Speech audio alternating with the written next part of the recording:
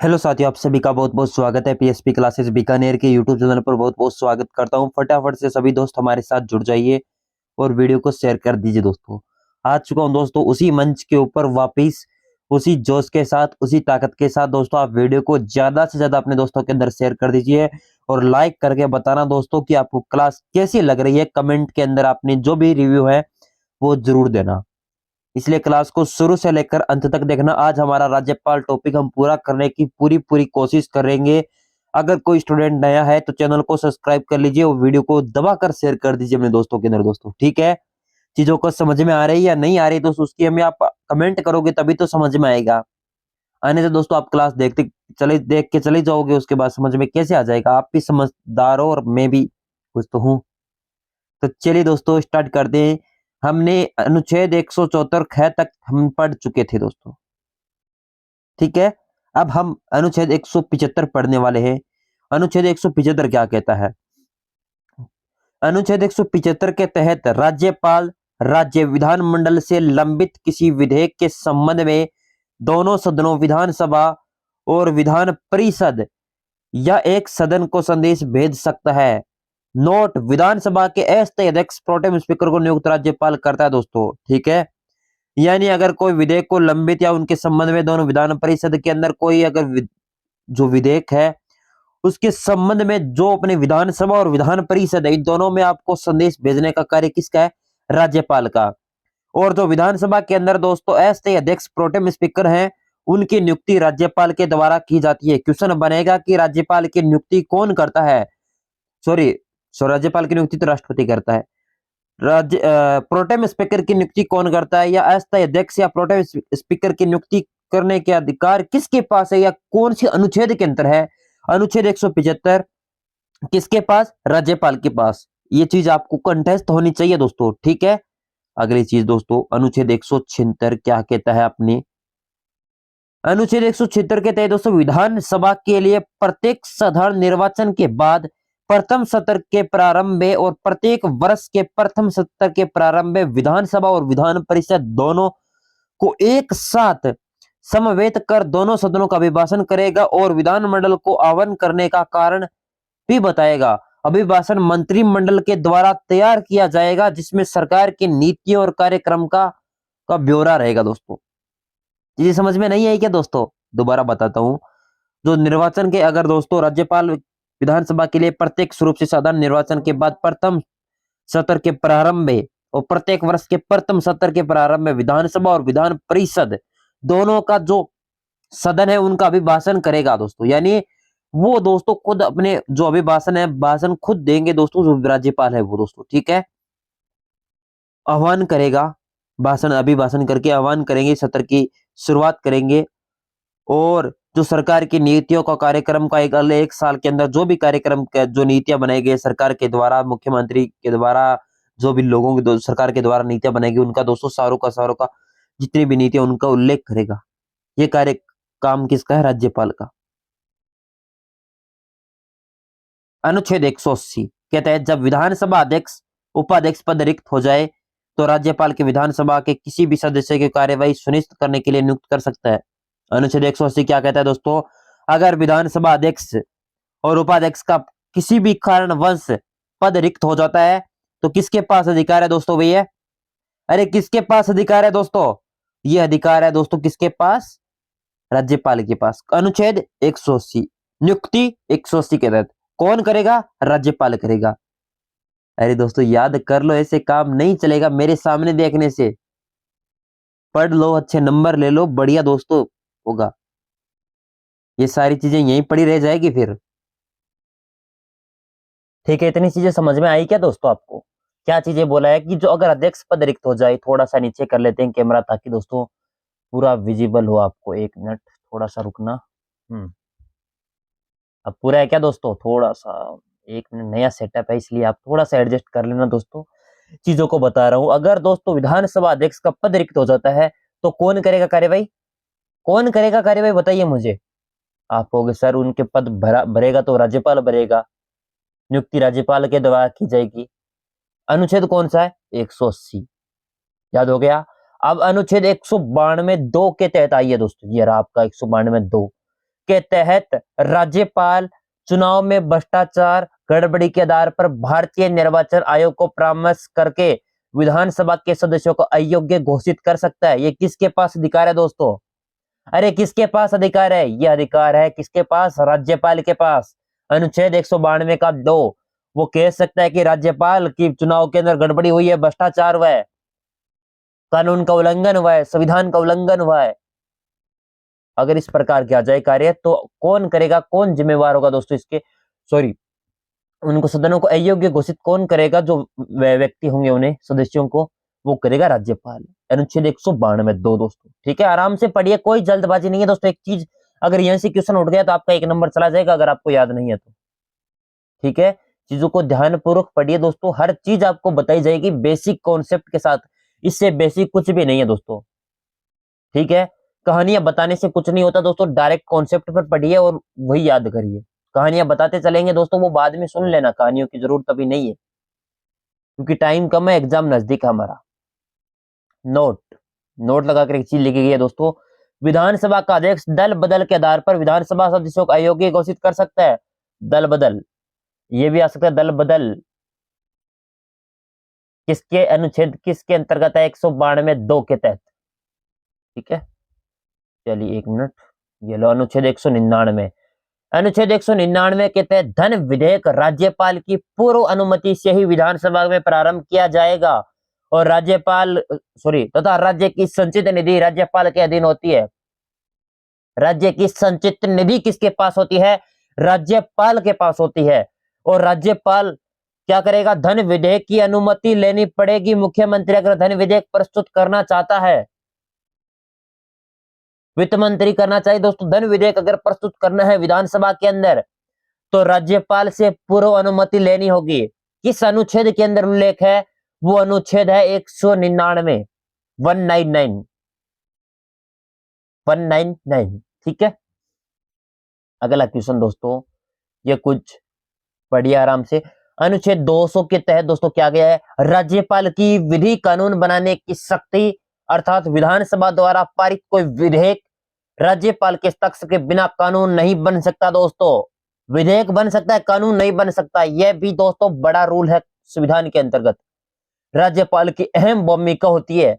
आराम से पढ़ना दोस्तों, टॉपिक इंपॉर्टेंट है कि जो भी कानून है विधेयक बनाया जा सकता है जब हस्ताक्षर नहीं हुए। अगर हस्ताक्षर राज्यपाल के द्वारा कर दिए जाते हैं तो वो क्या बन जाएगा? कानून बन जाएगा। अगर राज्यपाल किसी विधेयक पर हस्ताक्षर नहीं होता है तब तक वो विधेयक रहता है। कब कहां तक क्या रहती है दोस्तों, उसकी चर्चा हम करेंगे।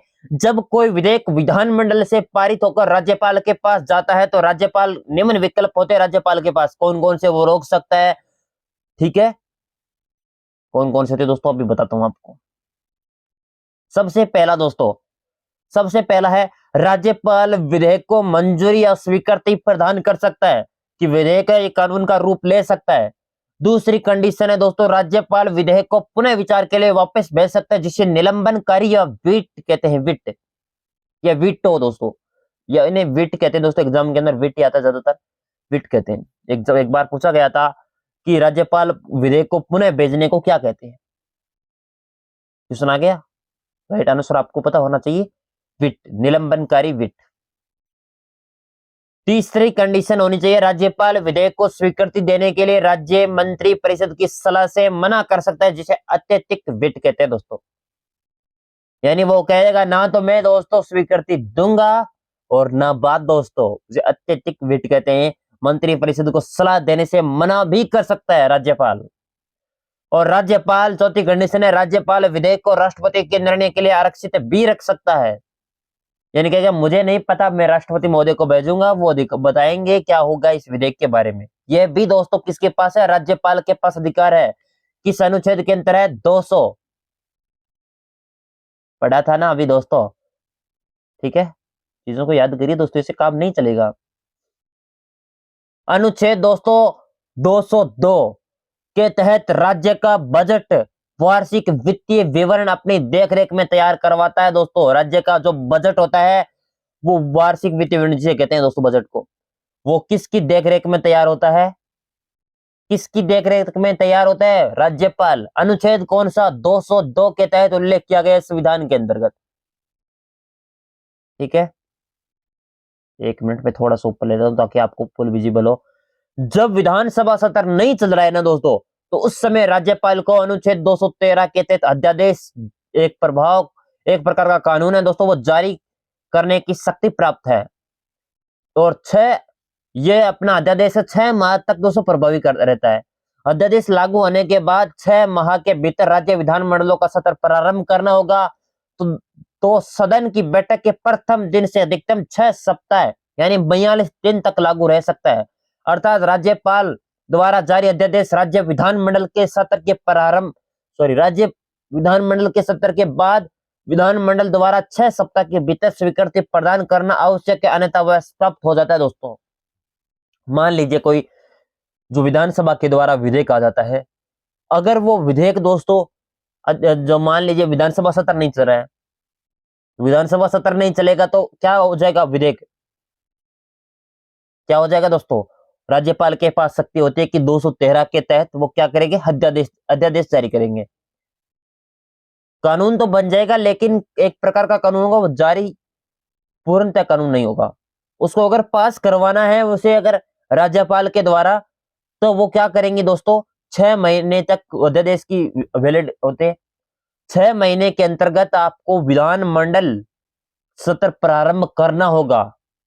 ठीक है, और सदनों की बैठक होगी, और प्रथम बैठक के 42 दिन के अंदर वो अपना जो विधेयक है वो पास करवाना होगा, यानी 6 सप्ताह या 42 दिन उसके अंदर अपनी जो बैठक होगी विधानमंडल की प्रथम बैठक से। अगर वो विधानमंडल की बैठक से दोस्तों अगर पास नहीं होता है तो क्या करना पड़ेगा? वो विधेयक ऑटोमेटिक समाप्त हो जाएगा, उसके बारे में कोई उल्लेख नहीं है, कोई कुछ नहीं कर सकता अगर पास नहीं होता है 42 दिनों के अंदर। ठीक है, चीजों को इंपॉर्टेंट है दोस्तों, याद कर लेना किसके पास क्या है दोस्तों। ठीक है, लाइट चली गई है क्या दोस्तों? कोई बात नहीं, हमारे दोस्तों यहाँ पे लाइट है। थोड़ी सी मेरी क्वालिटी कम आ सकती है, लेकिन कोई बात नहीं दोस्तों, मुझे देखना है या कंटेंट को देखना है। राज्य के राज्यपाल विश्वविद्यालय के कुलपतियों की नियुक्ति करता तथा स्वयं पदेन कुलाधिपति होता दोस्तों। क्या हुआ? क्या दोस्तों समझ में आवे? कोई नहीं आवे दोस्तों, ये कहना। सुनो दोस्तों, माइक चालू है ना दोस्तों, माइक की आवाज प्रॉपर जानी चाहिए दोस्तों, क्योंकि कई बार वीडियो डालते हैं दोस्तों, कई बार आवाज ही नहीं जाती है, फिर दिक्कत हो जाए, फिर रिकॉर्ड करना पड़ता है वापिस। क्या बोला दोस्तों? राज्यपाल राज्य के विश्वविद्यालयों के कुलाधिपति की नियुक्ति भी करता है दोस्तों। कुलाधिपति सुना होगा अपने विश्वविद्यालय के अंदर आपने, उनकी नियुक्ति कौन करेगा? राज्यपाल। और स्वयं भी पदेन कुलाधिपति होता है दोस्तों। अनुच्छेद 217 क्या कहता है? राज्यपाल उस राज्य के उच्च न्यायालय के मुख्य न्यायाधीश की नियुक्ति हेतु राष्ट्रपति को परामर्श देता है। अगर उच्च न्यायालय के अंदर दोस्तों न्यायाधीश की नियुक्ति करनी है तो राष्ट्रपति को वो परामर्श दे सकता है, वो बाध्य नहीं है दोस्तों राष्ट्रपति को उसकी माने, लेकिन परामर्श देने की शक्ति भी उसके पास है। किसके पास? राज्यपाल को। किसको? राष्ट्रपति को। एक मिनट, चलिए अगली स्लाइड। अनुच्छेद 233 क्या कहता है दोस्तों? कहता है जिला मुख्यालयों के अंदर मुख्य न्यायाधीश की नियुक्ति हेतु राज्यपाल उच्च न्यायालय के मुख्य न्यायाधीश से परामर्श लेता है। अगर दोस्तों जिले जो न्यायालय है वहां पर मुख्य न्यायाधीश की नियुक्ति करनी है तो राज्यपाल है वो उच्च न्यायालय के मुख्य न्यायाधीश होगा, उससे परामर्श ले सकता है कि मुझे सलाह दे कि कहां पर कौन सा मुख्य न्यायाधीश की जिला न्यायालयों के अंदर नियुक्ति करनी है। ठीक है, और अनुच्छेद 333 क्या कहता है दोस्तों? विधान सभा के में एक एंग्लो इंडियन या आंग्ल भारतीय को मनोनीत कर सकता है। यदि इनका विधानसभा में पर्याप्त प्रतिनिधित्व न हो तो इसको तब नियुक्ति कर सकता है दोस्तों, लेकिन वर्तमान में इसे समाप्त कर दिया। 104वां संविधान संशोधन के तहत 2019 द्वारा इसे समाप्त कर दिया गया। ठीक है, इसको याद करने कर सकते हो, लेकिन अभी वर्तमान में यह समाप्त है। ठीक है, चलिए अब दोस्तों मैं बताता हूं राज्यपाल की विवेकाधिकार शक्तियां, यानी कौन कौन से अधिकार है, कौन कौन से विवेक को आधारित शक्तियां हैं, क्या क्या कर सकता है राज्यपाल। पता है कि राज्यपाल क्या क्या कर सके? की कौन पता? तो पता लाग जी सीधा नहीं के कर राज्यपाल। तो दोस्तों अनुच्छेद 371 के जो है, अब दोस्तों ऊपर वाली लाइन पढ़ते चलना, मैं पेन साथ में नहीं चला रहा हूं, आप ध्यानपूर्वक ऊपर लाइन मेरी यहां पर मत देखिए, यहां पर देखिए ऊपर, ठीक है। जह तथा सॉरी दोस्तों आपके सामने देख रहा हूं, वहां पर मिस्टेक हो रही है बोली। अनुच्छेद 371 से क से जह तक नागालैंड, असम, असम बोल रहा है असम है दोस्तों, ठीक है, मणिपुर, आंध्र प्रदेश, सिक्किम आदि राज्यों के राज्यपाल के विशेष शक्तियां प्राप्त है दोस्तों। वो अलग है दोस्तों, वो आप छोड़ सकते हो, वो 371 वाला याद करना चाहते हो कर सकते हो, लेकिन वो हमारे राज्य के अंदर नहीं। अनुच्छेद 200 क्या कहता है? अनुच्छेद 200 के अंतर्गत राज्य सरपाल सरकार से किसी भी फैसले को राष्ट्रपति की राय जानने हेतु सुरक्षित रख सकता है, विधेयक आरक्षित कर सकता है, अगर किसी भी विधेयक को पुनर्विचार के लिए भी लौटा सकता है। ये किसके पास है दोस्तों? अभी पढ़ा था अनुच्छेद 200 कि अगर कोई विधेयक आ गया, वो राज्यपाल कहे कि मुझे राष्ट्रपति से सलाह लेनी है, या राष्ट्रपति के पास भी आरक्षित रख सकता है वो, और पुनः विचार के लिए भी भेज सकता है अनुच्छेद 200 के तहत। अनुच्छेद 356 क्या कहता है दोस्तों? अनुच्छेद 356 कहता है कि अंतर्गत राज्य में संवैधानिक तंत्र विफल हो जाने पर राज्यपाल लिखित सलाह पर राष्ट्रपति द्वारा संघीय मंत्री परिषद की सलाह से राज्य में राष्ट्रपति शासन की घोषणा करेगा। सुना है क्या राष्ट्रपति शासन? राष्ट्रपति शासन का मतलब होता है दोस्तों, अगर किसी राज्य में जो पूरी की पूरी मंत्री परिषद है दोस्तों वो भंग हो जाती है दोस्तों, या संवैधानिक तंत्र विफल हो जाता है दोस्तों, यहां पर लैंग्वेज पॉलिटिक्स की लैंग्वेज ही है, तो दोस्तों क्या करेंगे, वो राष्ट्रपति को एक लिखित शपथ पत्र भेजेगा राज्यपाल लिखित रूप में, और वो अनुमति लेगा कि संघीय मंत्री परिषद की सलाह से दोस्तों राष्ट्रपति द्वारा राज्य के अंदर राष्ट्रपति शासन लगेगा। इसका अनुमोदन 2 माह के अंदर संसद द्वारा साधारण बहुमत से किया जाता है दोस्तों। अगर इसको पास करवाना है, राष्ट्रपति शासन लगाना है दोस्तों, ये ऐसे नहीं लग जाता कि राष्ट्रपति शासन लगा दो, राज्यपाल कह देगा राष्ट्रपति शासन है, ऐसे नहीं लगेगा। इसको क्या करना है, इसको अगर लगा दिया जाता है तो राज्यपाल द्वारा यह करना पड़ेगा। इसका अनुमोदन 2 माह के अंदर संसद द्वारा साधारण बहुमत से किया जाता है। एक बार अनुमोदन होने पर राष्ट्रपति शासन 6 माह तक लगा रहता है, तो इसे 6 माह बढ़ाकर अधिकतम 3 वर्ष तक लगाया जा सकता है राज्यपाल अगर चाहे तो। अगली चीज, संसद में अनुमोदन नहीं होने पर राज्य के राष्ट्रपति शासन 2 माह तक लागू रह सकता है, और राष्ट्रपति शासन की घोषणा के साथ राज्य की विधानसभा निलंबित हो जाती है, और अनुमोदन के बाद राज्य विधानसभा भी भंग हो जाती है। ये चीज आपको बता दी दोस्तों।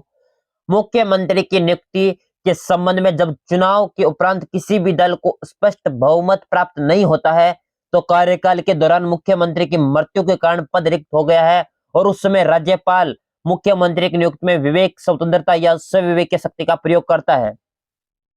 यानी दोस्तों किसी कारण मुख्यमंत्री की मृत्यु हो जाती है, तो दोस्तों क्या करेगा राज्यपाल? स्विवेक की शक्ति है उसके पास, वो किसी को नियुक्त कर सकता है।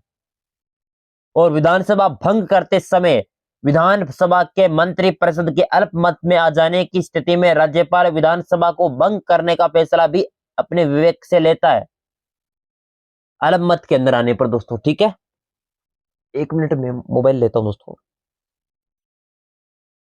क्या चीज बोलिए दोस्तों इसके अंदर? अल्पमत। 1 मिनट, मुझे एक चीज देखनी है दोस्तों, क्या भी है अपडेट आया है। मिनट,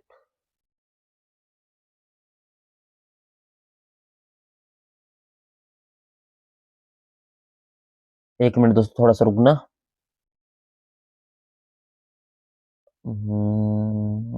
6:30 बजे, ठीक है। एक मिनट रुक जाओ दोस्तों, थोड़ा सा मुझे एक चीज देखनी है, ताकि एक अपडेट है दोस्तों, क्योंकि चीज़ों को समझना पड़ता है आपको दोस्तों, तो केवल कंटेंट देना है, क्योंकि मटेरियल सारा अपलोड करवाना भी पड़ता है। 17, 18, ठीक है, चलिए आगे चलो दोस्तों। अब हम यहाँ तक पढ़ चुके हैं, अब हम राज्यपाल पढ़ने वाले हैं दोस्तों। थाने की पता है कि राज्यपाल कहाँ कहाँ के? राजस्थान के राज्यपाल दोस्तों। अब हम राज्यपाल स्टार्ट करेंगे। कौन राज्यपाल था सर्वप्रथम, कब बना था दोस्तों, कहां से बना था, किस प्रकार बना था, वो चर्चा कर। अभी तो हम अनुच्छेद पढ़ रहे थे, अनुच्छेद सारी याद कर लेना दोस्तों, एग्जाम के अंदर क्वेश्चन 100% आएगा। फिर आप गलत करोगे तो आपकी जिम्मेवारी है। मेरी क्लास से अब रिकॉर्ड कर दिया, आपके पास चला गया है। मैं इस चैप्टर के ना तो एमसीक्यू करवाने वाला हूँ, क्वेश्चन बना बना के साथ में समझाए। फिर भी अगर आपको लगता है दोस्तों तो मैंने कम समझाए तो आप बता देना दोस्तों, क्योंकि मेरी जिम्मेवारी इतनी है बस।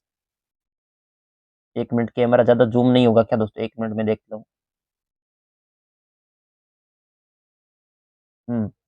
मेरी जिम्मेवारी इतनी है दोस्तों, इससे ज्यादा अब आपको पढ़ना है। ठीक है। 1833 ईस्वी में 1947 तक क्या थे? AGG, agent to governor general की कार्यालय अजमेर था, माउंट आबू सिरोही में था दोस्तों। गर्मियों में माउंट आबू सिरोही और अजमेर। वर्तमान में राजस्थान में राज्यपाल के राजभवन सिविल लाइन जयपुर स्थित कोठी संख्या 9 व 10 में ग्रीष्मकालीन प्रवास हेतु माउंट आबू सिरोही 9 बीघा जमीन में स्थित है दोस्तों। ये चीजें ना तो पूछी जाएगी और ना बात दोस्तों, ये केवल मैं बता रहा हूं कहां पर है। ये चीजें एग्जाम के लायक नहीं होती। ठीक है, ये केवल समझाने के लिए कॉन्सेप्ट है दोस्तों। थोड़ा सा छोटा कर देते कैमरा ताकि आपको ये ऊपर वाला दिखाई दे। भारत की स्वतंत्रता के बाद राजस्थान के पहले और एकमात्र राज प्रमुख जयपुर के दोस्तों, ये क्वेश्चन पूछा जाने वाला क्वेश्चन है, पूछा गया है। कौन थे? स्वाई मानसिंह द्वितीय, जिसकी नियुक्ति 30 मार्च 1949 से जिन्होंने 1 नवंबर 1956 तक इस पद पर कार्य किया था। अब क्वेश्चन बनेगा, राजस्थान के प्रथम राज्यपाल राज प्रमुख कौन थे? सवाई मानसिंह सेकंड या द्वितीय। और अंतिम राज प्रमुख ये सवाई मानसिंह द्वितीय या सेकंड। ठीक है। राजस्थान के एकीकरण के बाद 1 नवंबर 1956 के को संविधान अनुच्छेद 153 के तहत, अभी मैंने बताया था दोस्तों 153 के तहत अनुच्छेद, पिछली क्लास ने आपने पहली क्लास देखी होगी राज्यपाल की, उसके अंदर बताया था कि राज्यपाल किस अनुच्छेद के अंदर है? 153 के तहत राज प्रमुख पद के स्थान पर राज्यपाल का पद सृजित हुआ। राजस्थान राज्य के प्रथम राज्यपाल सरदार गुरुमुख निहाल सिंह बने, जो उस समय दिल्ली के मुख्यमंत्री भी थे दोस्तों। लेकिन इन्हें दोस्तों दिल्ली के मुख्यमंत्री से इस्तीफा देना पड़ा और उसके बाद दोस्तों राज्यपाल बने। 1986 में राज्यपाल रघुकुल तिलक को राष्ट्रपति ने बर्खास्त कर दिया था, जो कि ऐसे राज्यपाल थे जो क्या दोस्तों आरपीएससी के सदस्य रहे थे। क्वेश्चन बनेगा कि कौन से राज्यपाल जिन्हें राष्ट्रपति ने बर्खास्त कर दिया था, कौन से राज्यपाल जो आरपीएससी के सदस्य थे? क्वेश्चन आएगा इस प्रकार का, तो वो थे रघुकुल तिलक। ठीक है, 1986 के अंदर। महाराजा सवाई मानसिंह देवते राज प्रमुख थे दोस्तों। जो सेकंड मानसिंह हैं दोस्तों वो थे, कब से कब दोस्तों तारीख बता दी है, 30/3/49 से 1949 से 31/10/1956 तक, 1 नवंबर से अपने हो जाता है दोस्तों। अब राज्यपाल में थोड़ा डिटेल में अंदर बता देता हूँ कौन कौन राज्यपाल है दोस्तों। ये अपने मेरे बताई से याद नहीं रहेगा, आपको रटना पड़ेगा। मैं कुछ नहीं कर सकता इसके बारे में, बस आपको अब समझना है और पढ़ना दोस्तों। ठीक है, फटाफट दोस्तों पढ़ो। एक बार आप पढ़ो, आपको दूंगा 10 सेकंड का टाइम, 4 नंबर तक पढ़ लो, फटाफट से पढ़ लो। 1 मिनट के अंदर पढ़ लो सभी दोस्त। ऐसे टाइम नहीं लगना चाहिए किसी भी दोस्त का कि सर माने तो टाइम कौन ही दियो थे। ये चीज को कोई कमेंट नहीं करेगा। चलिए मैं हॉटस्पॉट बंद कर देता हूँ ताकि मैसेज आएंगे फिर ऊपर।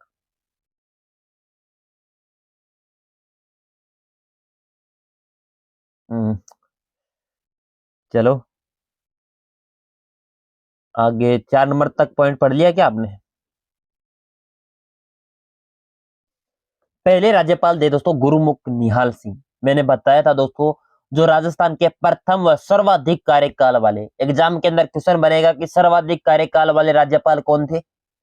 वो थे दोस्तों गुरुमुख निहाल सिंह। प्रथम राज्यपाल कौन थे? गुरुमुख निहाल सिंह। कब से कब? 1 नवंबर 1956 से लेकर 15 अप्रैल 1962 तक। एग्जाम के अंदर क्वेश्चन आ सकता है, फिर मत कहना कि सर क्वेश्चन आ गया और था मैंने बताया कौन।